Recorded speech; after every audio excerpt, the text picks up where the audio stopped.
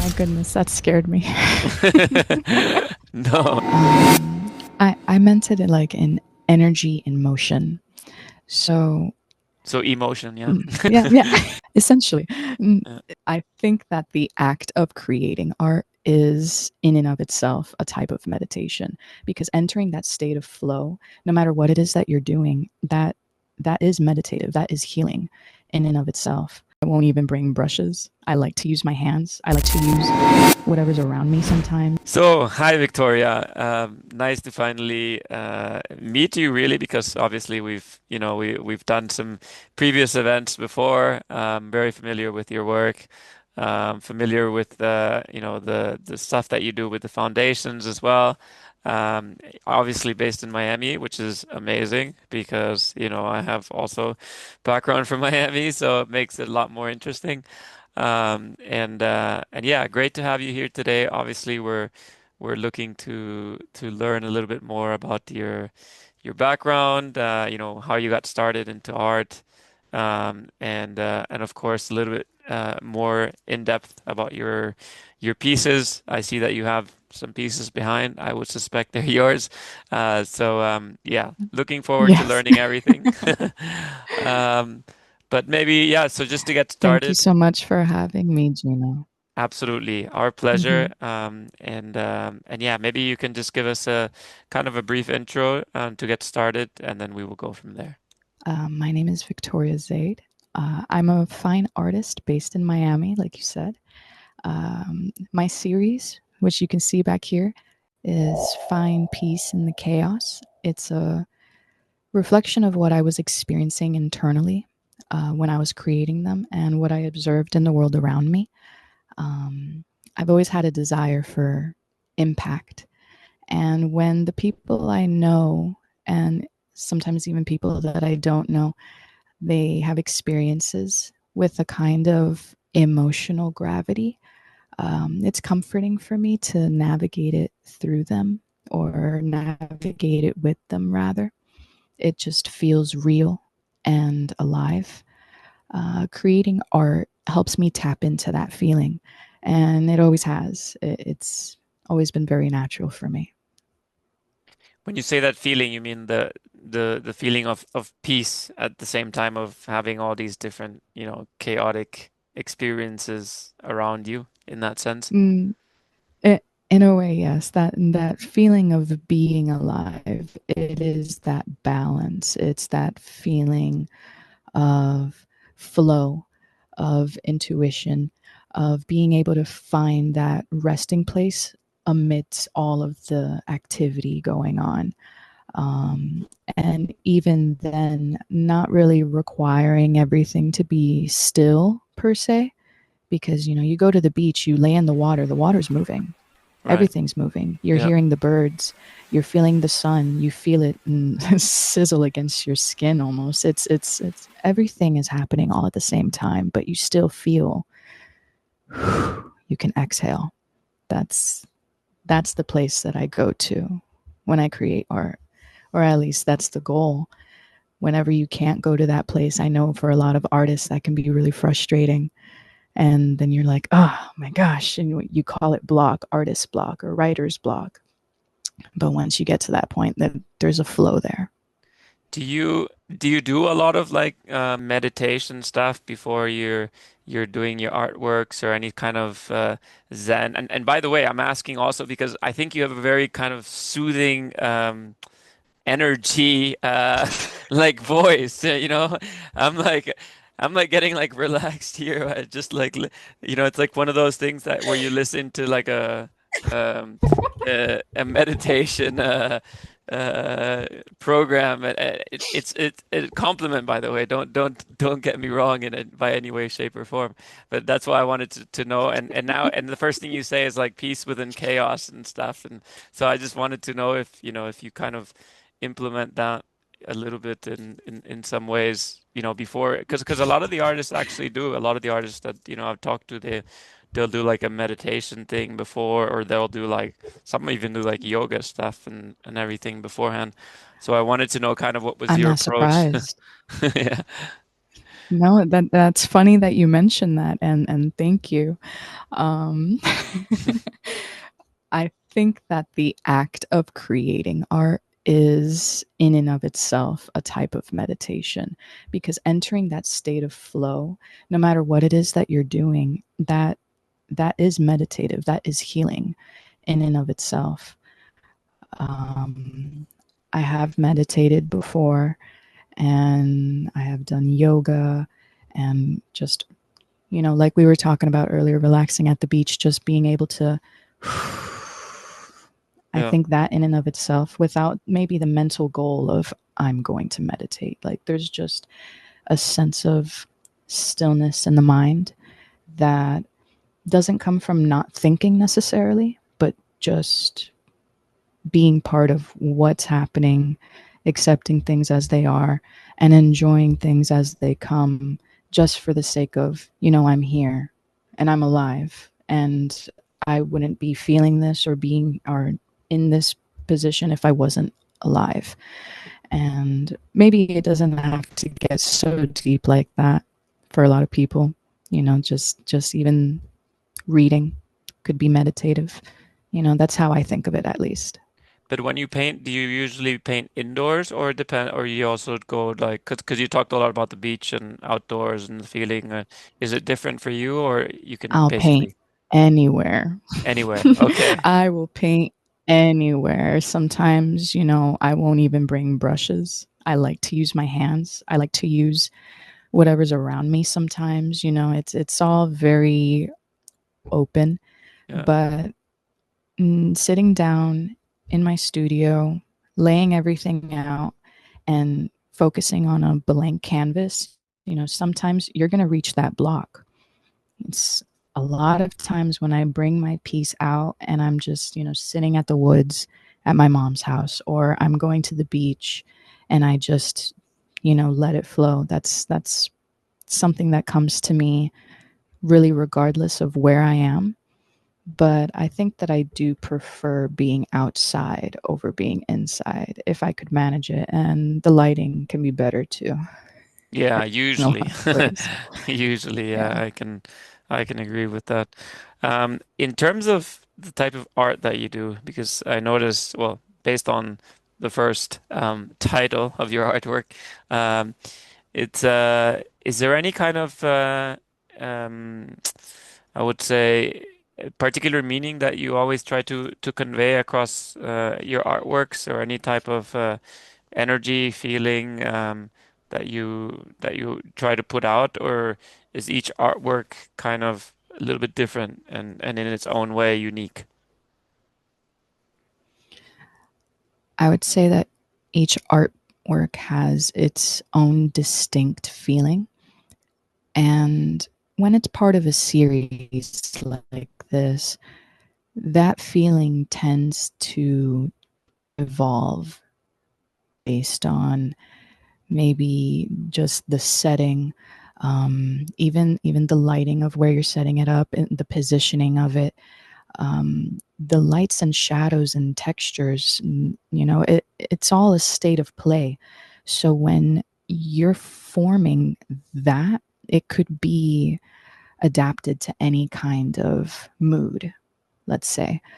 Um, but me personally, I don't set into a piece thinking about a particular theme most of the time. Sometimes I will.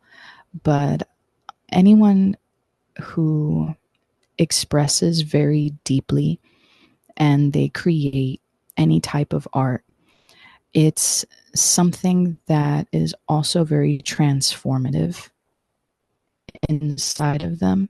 So possibly you come into creating a piece, very first brushstroke you're going to do, and you might be feeling one way, but by the end of the piece, whether it takes a few minutes, a few hours, a few days, a few months, there's a new feeling that comes about that. I think that there's an alchemy to creating art, all types of art, music as well. Like there's there's a give and a take. There's an energy exchange there, and I think that when it comes to exploring any kind of particular theme, with this series in particular, it's exploring themes of light and dark, um, that contrast, that push and pull. It's like what we were talking about earlier of it's about finding stillness within that storm and honoring the chaos that comes before it. It's I might go a little bit off topic here, but Like letting we live go in a in a culture. way. It's something like that. Something like that. I feel like we live in a culture that kills artists in a way. Anyone who expresses very deeply or speaks poetically are silenced or mocked or they're misunderstood. And I see that especially in the way that women are silenced. The way that women are treated, just especially when rebuilding their lives, surviving systems that aren't designed to protect them. That's why for this series, I partnered with the charity Room to Grow. It supports mothers and families. It's about giving voice to those who have had it taken from them. It's about giving back dignity. And the themes in this series, Find Peace in the Chaos, are duality and transformation, resilience, loss, and healing. And yeah. What made you, if I may ask, what made you Sure. kind of usually go down? Because when I talk to a lot of the artists, I always get some insight and background that kind of intertwines with the type of art that they are creating. Um, Mhm. what made you what was kind of the catalyst that made you take the route of, you know, transmitting this kind of energy flow, and particularly maybe for this series as well, where you're mentioning about finding, peace in chaos and stuff like that. Is there any kind of experiences that you had, kind of maybe the way you were taught, or any sort of inspirations that come about when you're trying to create this type of art?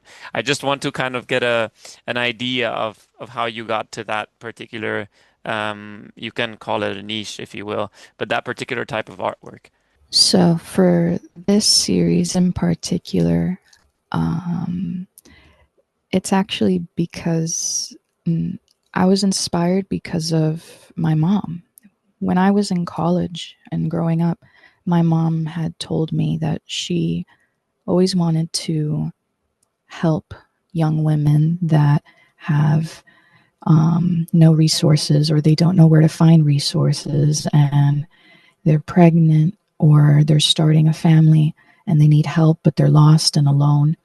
And when she said this to me, I was young, but I found myself as I grew older wanting to have some kind of impact, some kind of meaning for my work, meaning beyond just what I put into it. I wanted it to have some kind of ripple effect.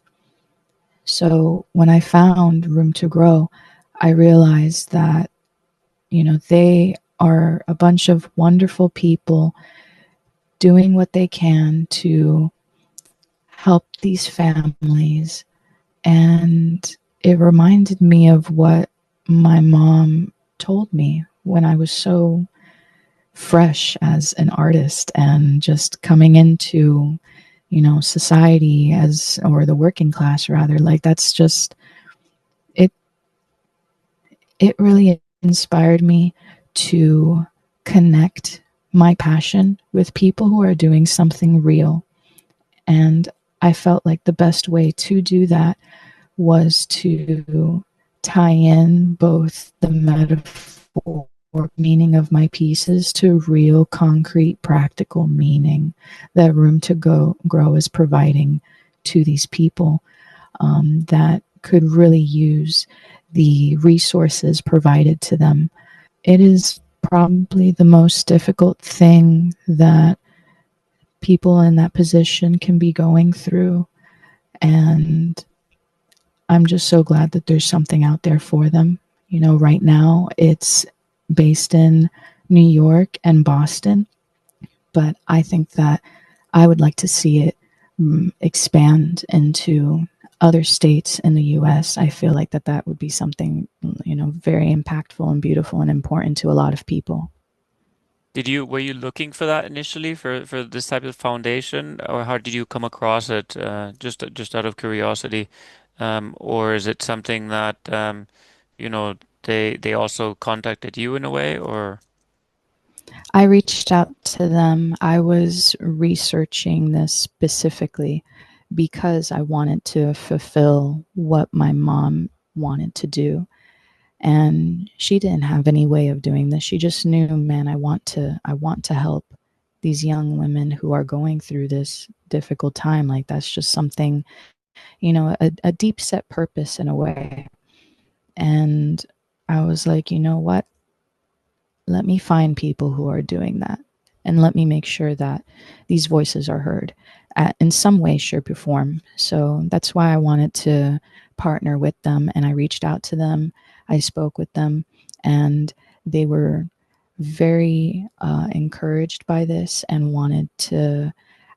We're probably going to end up showing them this video. And I hope so. yeah, absolutely. So tell me a little bit more about them and how they work. Obviously, they're really, a very unique organization, it seems like. And in terms of the art side of things, um, are you kind of call it the one that opened that door on the artistic front, or do they also work with a number of different artists as well? Oh, I'm unaware if they work with other artists, but in this particular partnership, I asked them if they would be open to it. Um, Room to Grow is this incredible organization that supports families during the earliest, most formative years of a child's life, from birth to age 3.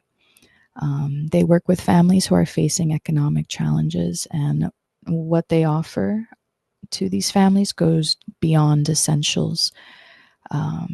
It's a mix of real and hands on help, you know, things like baby clothes, books, and toys, but it's also one on one support. Families have regular sessions with Room to Grow staff members who check in. They offer guidance, answer parenting questions, and connects them with resources in their community. You know, it's a consistent, non judgmental care during a time when many parents feel overwhelmed, you know, or overlooked, unfortunately. What I And are love the there most. Are there any parameters for for the I guess in terms of the criteria or maybe criteria or qualification, or is it a bit of every? I mean, you have very crazy extremes, I would suppose, um, but I just want to get an idea of of the type of audience that usually falls under this characteristic.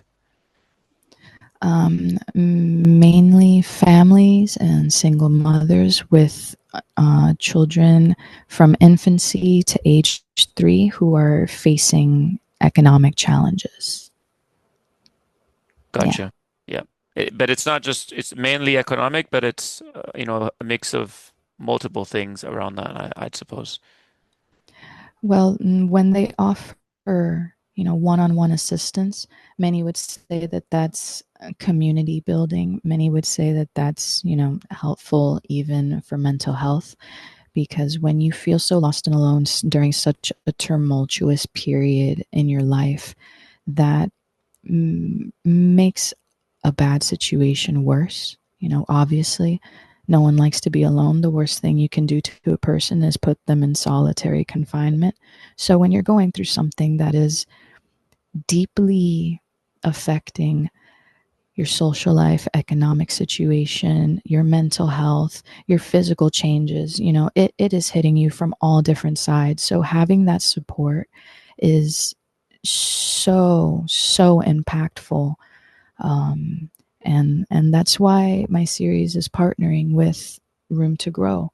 And also my series dives into that point of, okay, you have all of these things coming at you from all these different sides.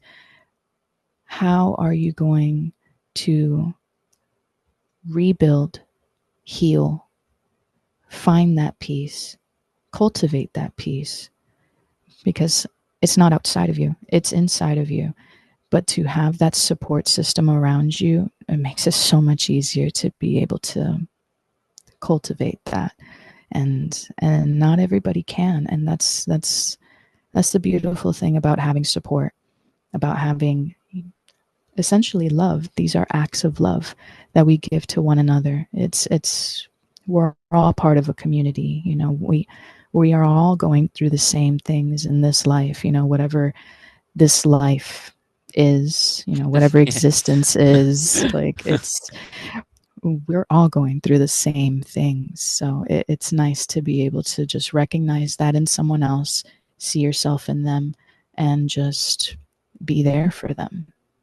Yeah, definitely. I 100% agree. It just makes the whole art process, I guess, also, a bit different to create. I'm not sure how it is for you now that, you're so involved with this. I would suppose that when you're creating art, you have, the foundation and all these different things kind of in the back of your mind. So maybe it's also a different feeling, and maybe even therefore a different kind of art at the end of the day, right? So, uh, it's it, Yeah. it's quite interesting also because a lot of the artists that I talk to, they can look at certain pieces and they have all these range of emotions that come on the basis of that piece. Is it a little bit similar to you? I mean, I would suppose based on what you've told me. And the other thing I wanted to ask, because you mentioned earlier that it's a lot of give and take, right? That you give certain energy to the artwork and you receive it back. When you said that, you mean more in the sense that you're feeding off energy as you're painting to the artwork, and then once it's done, then you get that feeling or however you're conveying it, uh, back to yourself again in that sense, or did you mean it in a different way? It's not so much of a feedback loop as it is like like what we were talking about before, alchemy. Um, there's definitely an energy in my work and creating my work, depth, stillness, motion, contrast, whatever holds feeling or reveals life, I start there. And then I let the materials and mood take me. It's intuitive, it's messy. Uh, I'll often prefer using my own hands over a paintbrush. Sometimes I'll just play the same song on repeat the entire time as some sort of structure in the back of my mind. And then I'll just experiment with layers or texture or even meaning. It's got to mean something to me. And it's got to make me feel, even if that feeling is nothing like how it started. Which That's what I usually tends mean. to be right for the Mm-hmm. most part, Yeah. I would And say. that's why there's an alchemy to the process. It's kind of a new thing that I hear more and more that they're using a lot of their hands. A lot of them even there are some artists that only use their hands as well. I've seen that as well. Um, what Oh, kind I of love it. is it your favorite to use? And you use hands more in the sense of the whole feeling and being connected to the artwork itself, or do you actually also enjoy, a lot of the in terms of the outcome of how it looks afterwards whilst you're using your hands? I suppose that the feeling of having the material on my hands, because I'm not afraid to get messy. I'll be able to just do that. And even if the end result is not as perfect as I were to have if I used maybe painter's tape, paintbrush, or a roller or a sponge, that sense of imperfect quality, it's a human touch. It's a fingerprint.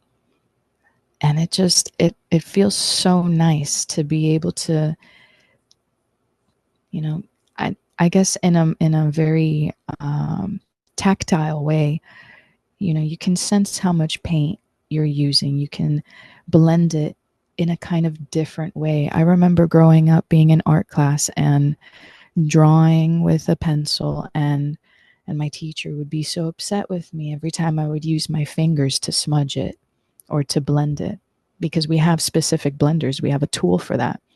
But I just found that using my hands just works so much better. And perhaps I'm in the wrong because we do have oils on our hands, but it's something that I guess connects me to that state of play.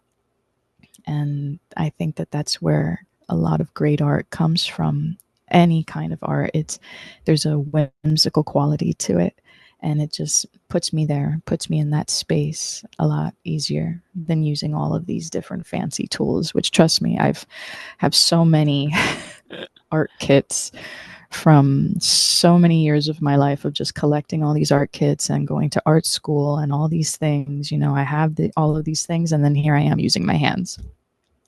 That's another thing I wanted to ask you, by the way, because you mentioned art school, and I know that we got a little bit off topic at the beginning with so many different things. I wanted to say to ask, how you actually got started eventually, and then also in terms of your art background per se. Do you come from an art family, and was it something out of the blue that you got started, or was it kind of a process since you were a very young age? You were always somewhat indirectly linked to art. I don't come from an art family, although my dad and my mom, they love to dance. My mom loves to draw, and she wanted to be in architecture. But as far as my own beginnings, I didn't really look at my parents as, the they didn't necessarily tell me, oh, you're destined to be an artist. Like, they didn't say that to me. But Yeah. I think that I was an artist before I really knew who I was. They noticed that I would just be making all these things and drawing and everything. And I would be, like 3 years old, and I would be awake at 2 o'clock in the morning. And then my parents just kind of looked at each other and they were like, okay, we need to just let her do this. Like, this Yeah. is clearly something, there's something going on here.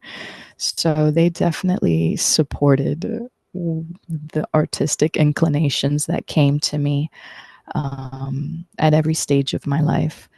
And by the time that it came to college, I wasn't going to actually try to be an artist. That wasn't my intention. I never set out to become an artist. It didn't really seem like a viable way to sustain myself in the real world. But this is the only chance that we have at life.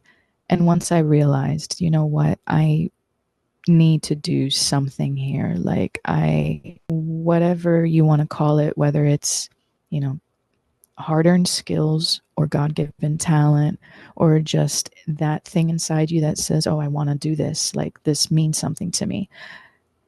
I ended up saying this to my mom, and she's so cool. She ended up going to all these different art schools in Miami, trying to see who would take me in so soon, because it was very last minute that we were doing these things. And so I went to the Art Institute, but I didn't go in for fine art. I didn't go in for painting or drawing.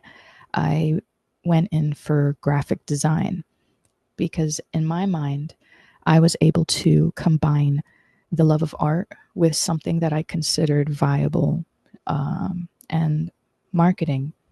Absolutely every business needs marketing. So I thought, let me utilize whatever artistic skills I have and put it to work for people that actually need it and want it, and people would be attracted to it, which is the basis of marketing. I found after maybe, I want to say maybe after 8 years or so, that I realized making art for myself is a completely different process than making art for, I mean, it's not even really art if you're making it for work. It's design. Design needs to work. It needs to have a strategic outcome. It needs to have results, and you need to be able to track those results. Whereas art, it doesn't need to have those things. It doesn't even need to make you feel anything at this point. But for me, myself, and I want it. I want to feel something. And I've really returned back to my roots in art with such a fervor that I was able to regain something that I was worried that I had almost lost because of how deep in work I was. And I didn't realize how far I was going from my roots until I sat back down, got back into it, and I was like, wow, my God, I need to do this. I need to make art. This is something that I can't take a breath. Did you always create it for yourself, or was there kind of also that sense of you wanting to do a certain piece a certain way just because of the trend, or just because you had the sales perspective maybe on the back of your mind? God, no. I try so hard to separate those two because I I make art to heal that. Yeah, to heal exactly that. To heal that, because if I'm going to be constantly thinking about, oh my God, what's going to sell, what is the algorithm going to say, what is the trends now, I'm going to lose my mind, and I'm going to lose that sacred thing that connects me to something only I can make. You Do feel I that feel like, a lot of the artists today um, also are kind of stuck in that realm of creating things for the sense of selling it, or for the sense of other people's approval, uh, as opposed to just kind of going with the flow and creating what they want. And I guess that's the first part of my question. And maybe the second part is, do you feel that's also a limitation uh, in terms of, some of the artists being able to show their true potential? well, it's interesting that you mention the potential of someone in the same breath as what it would mean to be chasing these trends. If we are chasing trends, then what potential is there? You have the potential to do something that someone else does. Yeah. It just doesn't make sense. And we might get a little bit off topic here, but in this day and age, this is affecting everyone. And the reason why I'm taking my time and thinking about this is because I also work in digital marketing, and I see the trends in how much people are using their devices. And I see this in not just artists, but in everyone that's trying to even just promote their business. It's something that it's diminishing what the individual can bring. And part of that is, I guess, a fear of not being perfect, because you see that something is working, let me do that too. Oh, these people really like this. I want to make money, let me make this because people already like it, so they'll go ahead and buy it from me, and I don't have to try so hard in finding my voice or finding my look or finding my audience. But I feel like that's the very thing that is helping artists kill art, or killing the artistic potential inside of themselves. When you're thinking about yourself, things that you've been through, your family, your loved ones, lovers, past, present, and future, things that these people have said to you, things that you have said to them, maybe mistakes that you've made. maybe things that you've done and you've done silently without any thank you in return. You know, these things that make up your life. Anything that you create is, it has your fingerprint. It has your blueprint. Even if you maybe look at it and you're like, wow, you know what? I don't really like this. That's Yeah. okay. It's part of the journey. So when you're taking a step back and you're looking at someone else's journey and you're like, you know what? I want to do that too. You're cheating yourself out of something so precious to you and you don't even know it. Yeah. You're cheating yourself out of your own journey. So basically, in the sense, you're basically saying that, yeah, there is a limitation, and this limitation is kind of brought about for in the sense that people are obviously comparing themselves, not just comparing themselves to others, but limiting themselves to show their true potential on the basis that they want to go with what's trending, if you will. Yes, yes, you worded that way better than I No, no, could. just Most definitely. and in terms of You were very social media. succinct. That is, Yeah. In terms of social media itself, and now that we're talking about social media, actually, and well, not just social media, but the internet in general, how do you feel that it's helping artists? Because I know, like back in the day, and you also mentioned at the beginning, a lot of people have like this whole notion of the starving artists, or of how struggling through making art, and it's kind of automatic to a lot of artists as well. But I feel like in a way now the whole notion of social media itself just brought about so much opportunity to also be seen. And of course, you're in a pool of very saturated pool of artists, but at the same time, there's so many ways to be seen and show your work now that maybe people don't have that same kind of notion of, okay, it is the starving artist per se.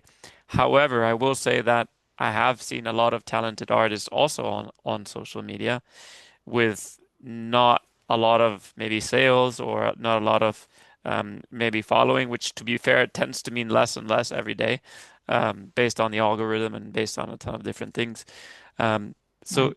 how has it been, first of all, for you, utilizing all these tools? And do you feel the same way in the sense that now maybe artists also have a lot more opportunities to be seen, and the industry itself is changing in terms of the way it's being recognized? Oh, absolutely. Absolutely. You know, like we were saying, the internet can be a lot of things, but it's beautiful. Um, it allows you to tell the world who you are and say your unfiltered truth and what you mean, your meaning when you make art. Or if you need to get something off your chest, or if it's something that you believe in. So it's about telling the truth and just being honest with yourself and sharing what's real to you. You know, you don't really need to be famous to accomplish your personal goals. You don't need to chase algorithms to be seen. Each and every one of us has our version of the truth as an individual. And when we look for artists, or we look for a piece of art, or we look for music, or even a lover, we look for the unfiltered truth because that's what makes us compatible. I think that social media enables us to be able to become fearless if we are allow ourselves to be. And then that enables people to genuinely find their tribe. And then that means that we have something in common. You know, anyone who has my work speak to them, for example, they have something in common with me. If I didn't put it out there, I would have never found you. And that's in and of itself so, I think that it's beautiful that you're able to just show what you believe in and show your art. And I don't necessarily think that a large following will generate sales, not all the time. Just as well that I don't think that somebody that has a large amount of sales would necessarily have a large following. It's not synonymous, and that's a common misconception that people may have when it comes to the amount of follows or engagement that posts have. One doesn't always necessarily mean the other. What would you say then in that case that are the kind of the more imperative aspects of actually being able to sell your work through social media? Is it more the quality of your work, your story? What would you say, are the more, call it significant factors that play a role?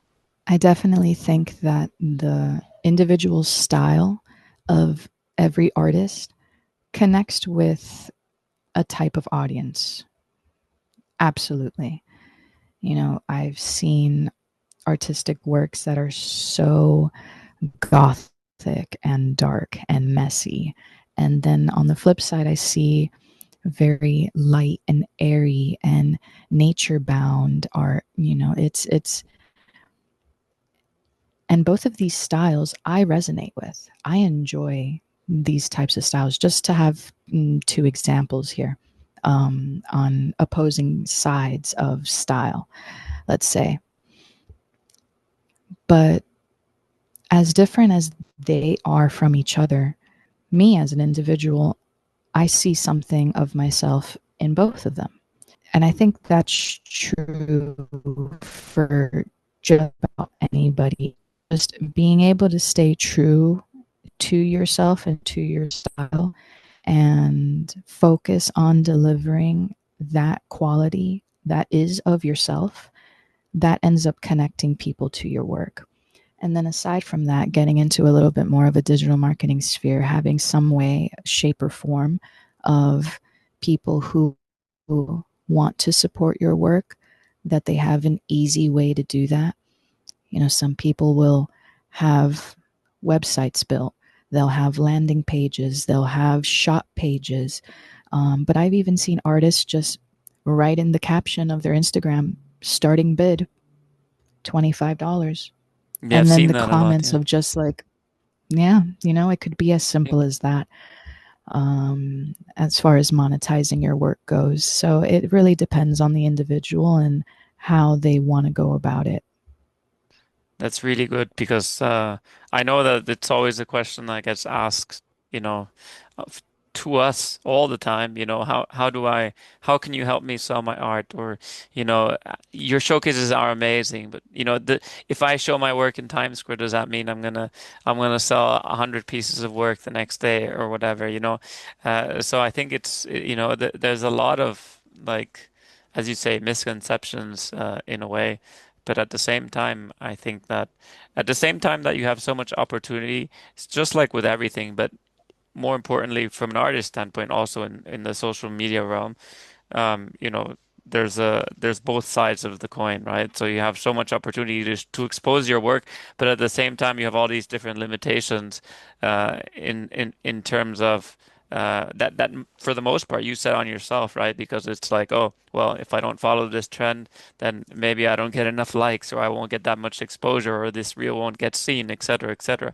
So, I mean, we're also kind of at the helm of this in a way. So for us, getting the feedback of the artists, and particularly those that have a formula that's working for them. And if we can share that, of course, not just with the viewers here, but with the rest of the community, that would be great. That's why I always ask it.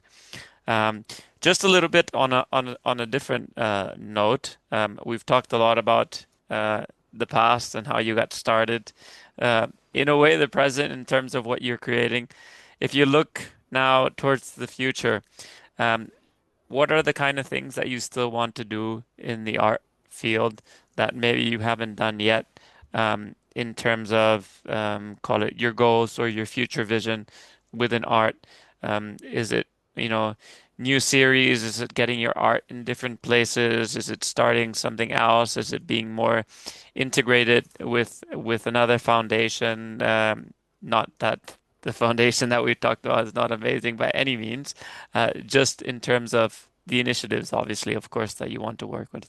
Well, this series will be on display in Miami in the near future, date to be determined.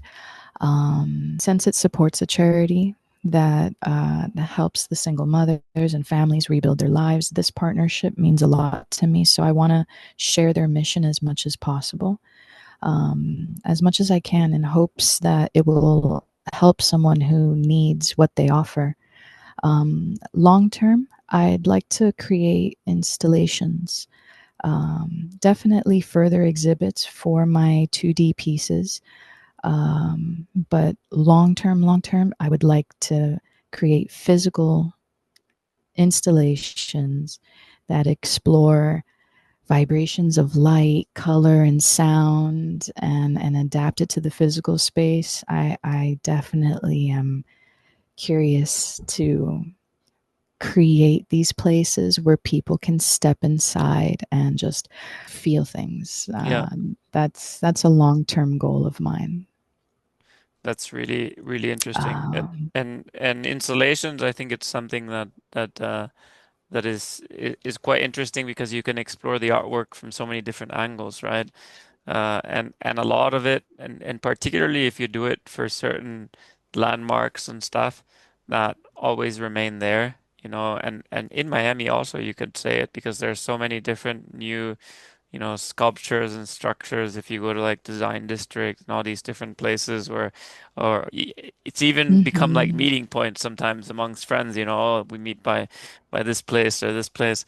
So I think Yeah, that's quite. Where would you see your art mainly if you were to obviously, um, you know, um, exhibit it at space, not from an exhibition standpoint, of course. I mean more like if you were to put in public spaces where maybe general public can see it, or in particular private places, but you still have a lot of people going to view it. definitely. I want to start in the city that I was born and raised, Miami. It's also the global art capital of the world. So it ends up working out, right? Because there's going to be a lot of people that can appreciate art in a lot of different levels. Um, I am discussing with a venue owner right now about showcasing my art in the near future. And I would like for other artists to partner with it, um, in hopes that they would also be supportive of this charity. And if it all works out, I can go ahead and do this again in the future, maybe in a couple years or so, for another charity of choice, and be able to connect people that want to support causes. Artivism is what it's called, like activism through art. Um, that way, there is a consistent event, um, biennial event. That way, we can all come together in something that we all believe in and utilize our skills, our talents, our love for art to be able to show support to that. So the last kind of things I wanted to ask you, last two things. The first one is if you were so if you want, let's just say it, and I asked this to a lot of the artists because I think it's quite important, and just to see what comes out kind of in the spur of the moment. If you were to kind of see your art, if somebody were to see your art, maybe 50, 100 years from now, or whether it's a collector or whether it be at a public gathering or a public place, etc. And they were to kind of describe the artist to somebody else as this artist was known for XYZ, you know, technique, and or he was known for this or she was known for that. What would you feel like that would be, whether it's a sentence, a word, or something kind of in particular that would really represent you, not just as a person, but also in conjunction to the type of artwork that you created. Have a set of inventions in my mind that I would like to put out as art pieces, And I feel like the sentiment that people may get from my art may be different than those ideas that may come in 50 years' time. But if we were focusing solely on this series or any in the near future series or any of my past series, I'm reminded of when there was a woman who messaged me telling me that when she was looking at one of my pieces, that she had a conversation with herself when looking at it. And that hit me in a different way than anyone who's ever, complimented my work or criticized my work. It felt different in that moment. It felt more serious, like, what am I leaving behind? It reminded me that even though I create in isolation, there's purpose behind every creation, even when it feels like there isn't any in the process itself. Seeing what becomes of it is just as part of the work as the work itself. So I want just people to feel connected. I want people to feel something, actually. It actually doesn't matter what they feel, something. I want people to feel. Yeah. Do Yeah. you get any sort of commonality in terms of the feedback that you get from a lot of the viewers, or is it totally different? Like some people can give you, some people feel this and other people feel something completely different. Some people focus on just the visual nature of it, just Yeah, what they're seeing. Sometimes when people talk about how it makes them feel, that is something that, like, for me as the artist, I feel like I'm witnessing my work through new eyes, yeah, because it's nice when you can, stand back and look at a piece and just say, oh, okay, I see the flow here. I see the juxtaposition between light and dark. I see the texture. I but to just stand back and just tell me, oh, this made me have a conversation with myself. yeah, I don't even need to know what the conversation was about. yeah, Just the fact that it did that for you. It feels like it's, a lot of artists tend to see their work as maybe like their babies. yeah. But in that Most do. moment, yeah, yeah, I was able to see it as its own. Yeah, And that was really profound for me. Like, whatever I put out there, it will have its own existence from then on out. Which I guess if you're not careful, that could apply pressure to you, because then it's like, oh my God, like, yeah.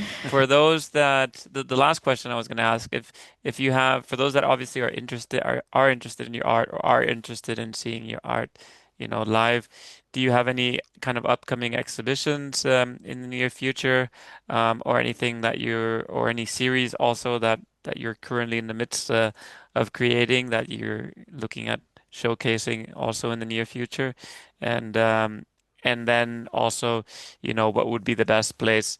Aside from Plogix, do you have any kind of personal websites, social media channels, or anything else that you obviously would like to share? any future works and any future exhibitions are going to be posted on my Instagram at art by vzade. That's Zade, as in Jade, but with a Z, or on my website at vzade.com/art. This is going to be an ongoing journey. So if my work speaks to anyone watching this, whether you're a fellow artist or a collector, collaborator, or someone just looking for connection, feel free to reach out. I'm always available in this day and age. Everyone is always on their phones, so Yes, that's the beautiful thing. We can fortunately always and connect. unfortunately, I guess you could say. Yeah, yeah. That's great. Thank you You can very say much, that. I Victoria. completely agree with you. It's been, I Thank just want to you. say before we finish, I think really what you're doing is really amazing. I think the foundation stuff that you're working with is excellent. I think your whole vision in terms of the art world, it's pretty unique and it's pretty on point. And you're able to kind of dissect and dive so deep, in terms of what you're creating, which is, pretty awesome. So definitely stick with what you're doing. We'd love to obviously work with you, in terms of a lot of the initiatives that you're working with, at some point in the near future as well. And of course, we'd love to see you in a lot of our showcases also. So thank you Of very much. course, of course. And if anyone is interested in looking further into the charity, they can be found on Instagram at Room to Grow. If anyone is interested in that as well. Instagram at Room to Go, everyone. Please Room to support. Grow. Yeah, And you can always reach exactly. out to Victoria also directly if you're interested. Um, Thanks, everyone. Really appreciate it. And please also subscribe to our channel if you're watching this, of course. And yeah, thanks again, Victoria, and looking forward to working with you again. Thank you so much. Thank you. Follow us to support our artists and join Plogix today if you are looking to gain exposure. We welcome all artists to apply to our gallery using the link in our bio.